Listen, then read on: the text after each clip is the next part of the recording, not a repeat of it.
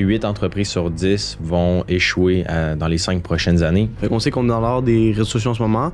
Fait qu'est-ce qui est cool à avoir, c'est des agences marketing, des business qui te permettent de voyager à travers le monde. Mais il y a des business que, par exemple, des buanderies, des manufactures ou des choses que personne pense puis que ça a l'air vraiment gris ou plate, mais qui sont extrêmement profitables. C'est un peu ça qu'on veut couvrir aujourd'hui. En ce moment, je suis en processus d'acquisition pour un cabinet comptable. Je sais que Mozi dit souvent la meilleure façon de devenir riche, c'est de vendre un produit que les gens arrêtent jamais d'acheter. Avoir une business qui survit à travers le temps, c'est comme trouver un peu l'aiguille dans une botte de foin. Ce qui est le fun quand tu achètes une boring business, c'est que tu as déjà l'aiguille dans la botte de foin. Tu assures qu'elle fonctionne depuis 10, 15, 20 ans. Fait que c'est ça que je trouve intéressant. Bonjour tout le monde, bienvenue à un nouvel épisode du Live Podcast. Ici Hubert Côté, votre hôte.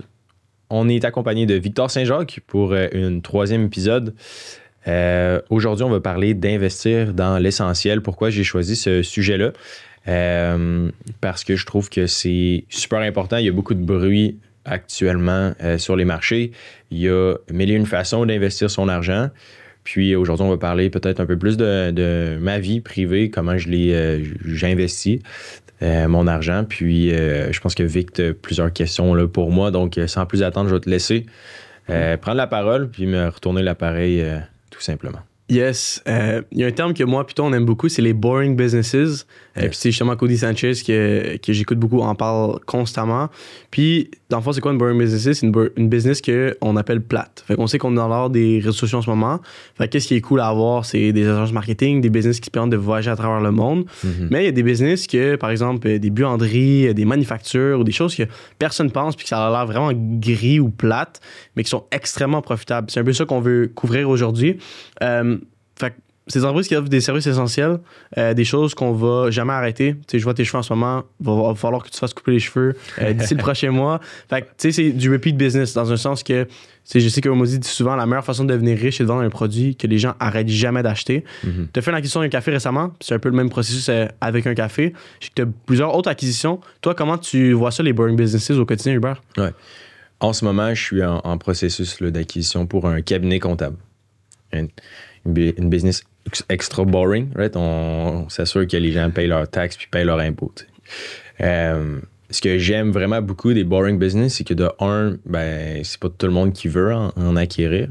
Puis deuxièmement, comme tu l'as dit, c'est des business qui ont un modèle qui est parfois récurrent, parfois pas récurrent, mais qui existe depuis 5, 10, 15, 20 ans. T'sais. La statistique exacte, là, je me rappelle plus ou moins, mais 8 entreprises sur 10 vont échouer dans les 5 prochaines années. En tout cas, une statistique assez aberrante là, qui prouve à quel point c'est difficile. Avoir une business qui survit à travers le temps, c'est comme trouver un peu l'aiguille dans une botte de foin. Ce qui est le fun quand tu achètes une boring business, c'est que tu as déjà l'aiguille dans la botte de foin. Tu t'assures qu'elle fonctionne depuis 10, 15, 20 ans. Fait que c'est ça que je trouve intéressant. Puis, dans le contexte du cabinet comptable, on peut en parler un peu plus des chiffres là, si ça t'intéresse. Mais en gros, c'est ça, l'acquisition du café aussi, c'était le même concept. Boring, on vend des cafés, mais ça fonctionne. T'sais. Fait que dans un précédent épisode, tu as parlé un peu plus, tu t'es ouvert là, sur comment ça s'est déroulé le processus du café. Je sais que tu es encore dans l'acquisition, fait que j'imagine qu'il y a des choses que tu peux pas parler jusqu'à la mesure que tu peux en parler.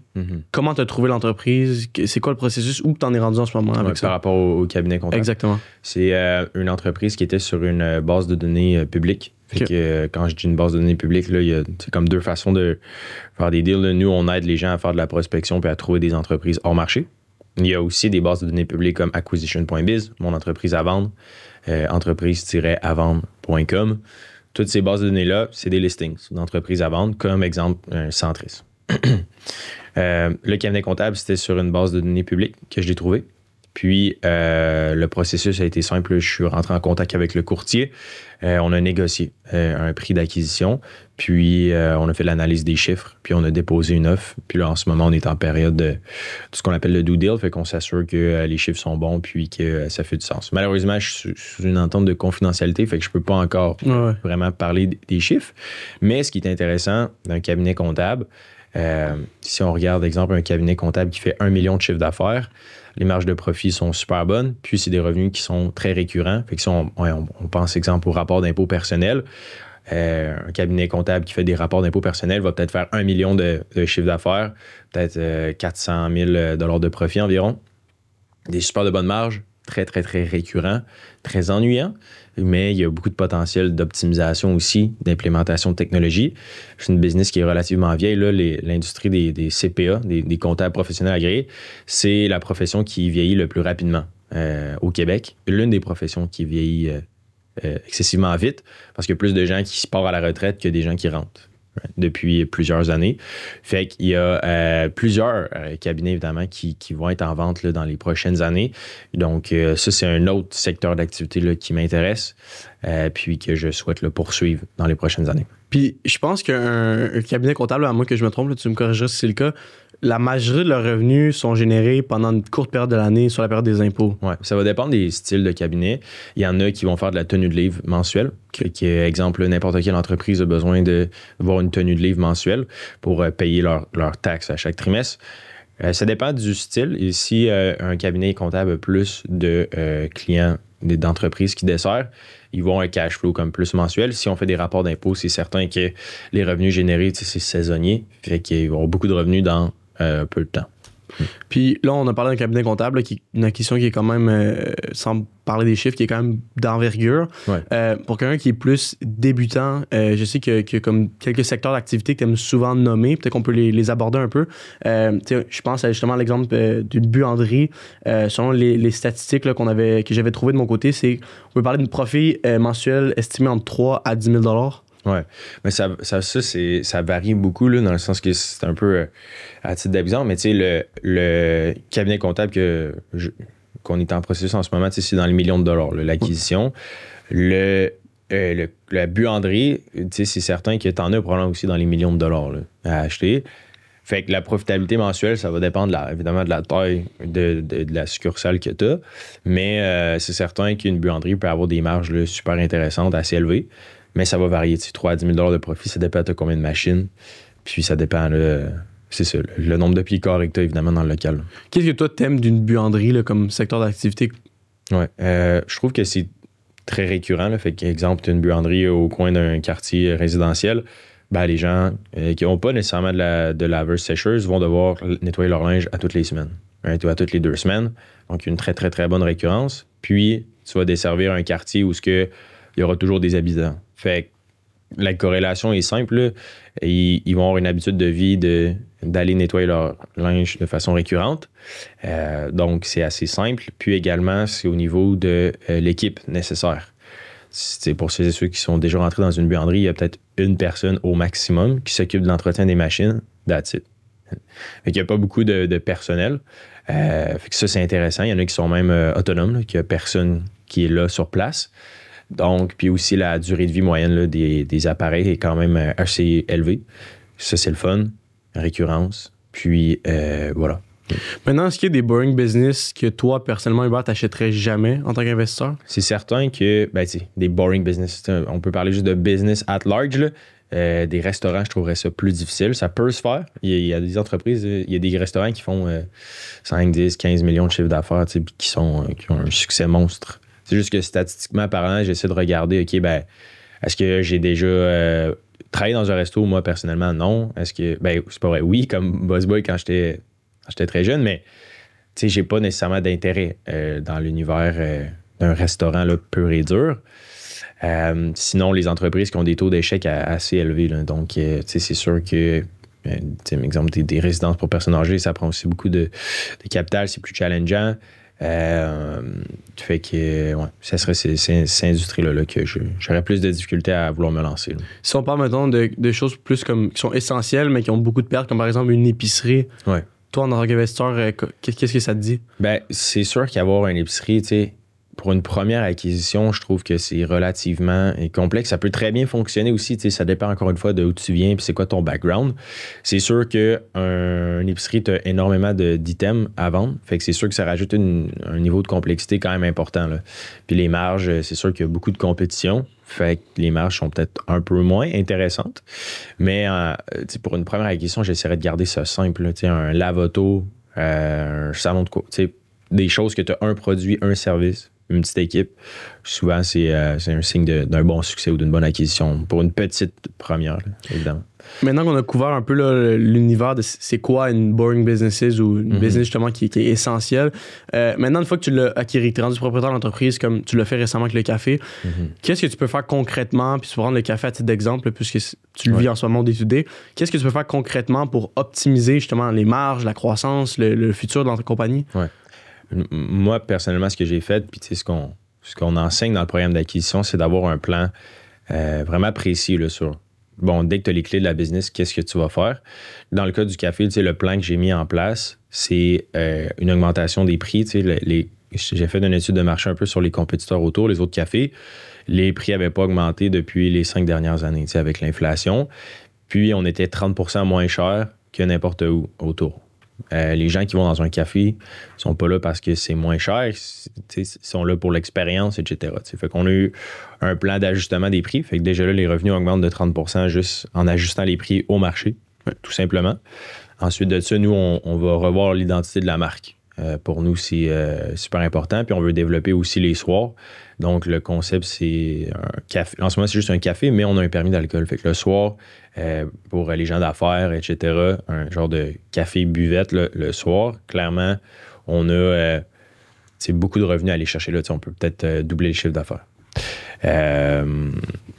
Ensuite de ça, bien évidemment, de voir l'équipe en place, fait que s'assurer qu'on a la bonne gestionnaire puis les bons employés aux différents corps de travail. Puis également de revoir la stratégie de contenu. Je pense que c'est un élément important là, pour n'importe quelle compagnie, que tu un pignon sur rue ou que tu une entreprise de services en ligne. Tout ce qui est Google Reviews, le SEO, stratégie de contenu sur Instagram, Facebook, TikTok. Tout ça arrimé ensemble avec une création de contenu organique là, faite à partir des employés dans le but d'augmenter le traffic, là, le nombre de personnes qui rentrent dans le café. Fait que c'est un petit peu ça le plan de match qu'on a mis. Puis on a ça se fait pas tout du jour au lendemain, là, rénover le café, changer de nom, mettre une stratégie de contenu. Fait qu'on le fait progressivement, mais le plus simple au début, souvent, c'est l'ajustement des prix, puis de revoir justement le plan de transition. Là. Donc, c'est un peu ça que j'ai fait. Puis, tu prévois ça sur un time frame de combien de temps, mettons, tu as parlé de changer de nom, je sais pas si c'est dans tes plans, mais après ça, de faire peut-être le genre de night lounge ou comment tu veux l'appeler. C'est quoi ton plan de match avec le café? Normalement, l'objectif, c'est de le faire dans la prochaine année. Là, on a un an environ d'optimiser l'entreprise au maximum. Puis après ça, là, moi, personnellement, je fais à peu près, avec Live Venture, on fait peut-être une acquisition par année. Ça prend à peu près un an, là, le cycle d'optimisation d'une entreprise. Et, évidemment, ça varie. Là, mettons, un cabinet comptable, ça peut être plus long. Plus la taille de l'entreprise est importante aussi. Si on achète une business de 10 millions, ben, il y a plus d'optimisation à faire probablement. Puis on peut moins modifier ça rapidement aussi. Il y a une équipe en place, il y a des processus qu'on ne veut pas déplacer. Donc, ça varie. Mais dans ce cas-là, ça va se faire sur un an. Puis, je veux dire aussi avec le café que c'est cool, c'est que oui, tu es impliqué. C'est sûr qu'il y a des affaires qu'il faut que tu fasses parce que tu viens de l'acheter puis tu as du skin in the game. Mais tu sais, t'as pas besoin d'être là 40 heures par semaine, tu as délégué quand même beaucoup, tu utilises du leverage justement, puis une fois que tu vas avoir fini de rembourser la dette justement, ben, ça va devenir pratiquement un cash flow qui est passif. T'sais. Ouais, mais c'est ça qui est le fun, puis souvent les gens négligent ça, mais exemple que tu travailles, tu as un emploi de 40 heures semaine, puis tu génères, tu fais 70 000 par année, exemple de salaire brut. Une petite acquisition d'une entreprise peut te générer un 2 à 4 000 à 6 000 de profit de plus par mois. Mais c'est quand même non négligeable. Là, un 5 000 de profit de plus, c'est quasiment un salaire de plus que tu te rajoutes. Donc, c'est un peu ça la beauté de la chose. Puis, je pense que les gens négligent le cash flow positif que ça peut générer. Là. Contrairement à l'immobilier où c'est vraiment plus à long terme, puis c'est quasiment pour ta retraite. Là, dans le fond, tu vas revendre puis tu vas capitaliser comme dans 20-30 ans. Avec une business, ce qui est le fun, c'est que tu peux générer un cash flow jour 1 puis être profitable. Là, fait que c'est quand même intéressant. Puis avec ton café, est-ce que tu penses qu'il y aurait des avantages, sais-tu, dans ton plan de croissance, de peut-être développer d'autres locations? Oui, ben c'est sûr qu'il y a la vision long terme de se dire, OK, ben on est le prochain Starbucks, puis on va ouvrir 15, 20, 30, 50 locations. Évidemment, c'est ma vision, puis c'est l'objectif aussi avec ce concept-là. Après ça, c'est de voir, moi, avec mon implication en temps aussi à travers les autres business, où est-ce que je veux passer le plus de temps. aussi, c'est bon d'assist un petit peu. Quand tu as différentes opportunités, je pense que c'est bon d'être conscient puis de mettre un peu ses limites par rapport à tout ça. Mais clairement, je pense que c'est un concept qui peut scaler. Puis l'objectif, c'est de voir plusieurs localisations s'ouvrir dans les prochaines années, c'est certain. Puis est-ce que tu n'as pas peur justement de trop diviser ton focus à force de faire plus en plus d'acquisitions? Personnellement, c'est certain que je suis impliqué dans plusieurs business. Mais ça reste que, on a une équipe et on a des systèmes, là, ça a de l'air... c'est comme exemple, quelqu'un qui a 500 portes, c'est un modèle qu'on duplique, là, en ayant plusieurs portes en immobilier. C'est un petit peu la même chose dans l'univers de l'acquisition d'entreprise. On a des systèmes qu'on met en place qui font en sorte qu'on peut dupliquer notre savoir puis notre temps, essentiellement à travers les business. Mais comme n'importe quel... entrepreneur ou personne qui veut se lancer en affaires, c'est important au début d'avoir un seul et unique focus. C'est Live au début, pendant les 3 premières années, je faisais que ça. T'sais. Là maintenant, j'ai plusieurs business, mais à the end of the day, le début est super important de focaliser sur un projet à la fois puis s'assurer que chacun d'eux réussisse puis voit le jour avant de prendre plus de charges. Là. Puis on parle souvent d'acheter une entreprise, justement, d'être un repreneur, là, c'est l'expression qu'on utilise. Maintenant, de vendre l'entreprise, est-ce que toi, personnellement, ton portfolio, il y a des fois où tu te dis, hey, je vais recevoir, ça t'est déjà arrivé de recevoir une offre hors marché, quelqu'un qui arrive et dit, hey, je veux acheter ton entreprise, combien tu veux pour? Oui, absolument. Je pense que, oui, je l'ai vécu personnellement. À mon âge, je suis vraiment pas prêt à vendre pour l'instant. L'objectif, là, c'est vraiment de faire croître toutes ces entreprises-là. Fait que clairement, un jour, n'importe quel business est à vendre aussi. C'est juste à quel prix puis est-ce que c'est le bon timing. Fait que, mais non, c'est ça. Pour l'instant, je compte pas vendre aucune de ces entreprises-là. Bien au contraire, je pense que c'est de les faire grossir le plus possible. Là. Puis est-ce que tu dirais justement que ton parcours que tu fais au quotidien, parce que oui, avec Live, vous accompagnez des entreprises, vous faites aussi de la fusion, vous faites des évaluations d'entreprises, vous faites aussi beaucoup d'autres choses là, qu'on passerait plusieurs heures à nommer. Ça t'aide, j'imagine, ça aussi, avec les gens, avec vos clients que vous aidez, avec les entreprises? Oui, absolument. C'est certain que Live, à la base, c'est une entreprise de service. Là, fait que on aide les gens à aller chercher le financement nécessaire pour une acquisition d'entreprise ou on aide les personnes à vendre leur business en titre de courtier. Fait que ça génère un cash flow. Après ça, ce cash flow-là, je l'utilise pour le réinvestir dans l'entreprise, grossir l'équipe, le brand, pour ultimement étendre nos activités au Canada, aux États-Unis, en France. Puis, c'est certain que aussi, ça nous donne, moi personnellement, puis tous les gens sur la plateforme aussi, puis les gens qui travaillent dans l'équipe ont accès à un deal flow intéressant, hors marché, etc., d'entreprise à vendre. Fait que c'est sûr que moi, on est en train de bâtir une forme de edge par rapport à tout ça. Mais dans tous les cas, je pense que c'est d'être consciencieux de c'est quoi un peu tes intentions, puis c'est quoi un peu justement le fameux plan de match là, à long terme, 5 ans, 10 ans, 15 ans.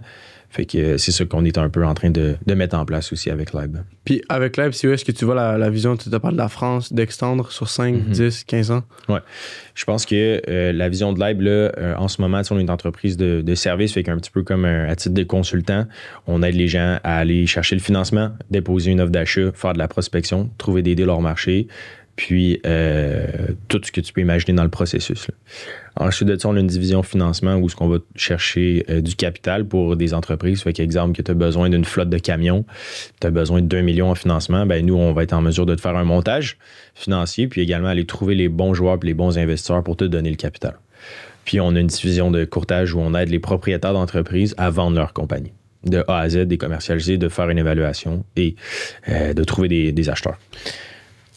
Ma vision long terme de la chose, c'est qu'on développe aussi beaucoup de technologies sur la plateforme. Donc, il y a beaucoup d'inefficience là, dans le processus d'acquisition de l'entreprise. Il y a beaucoup de documents analysés, il y a beaucoup d'intermédiaires. Fait que le banquier, l'avocat, le notaire, le fiscaliste, il y a l'acheteur, le vendeur, le courtier acheteur, le courtier vendeur. Il y a beaucoup de joueurs, beaucoup de documents.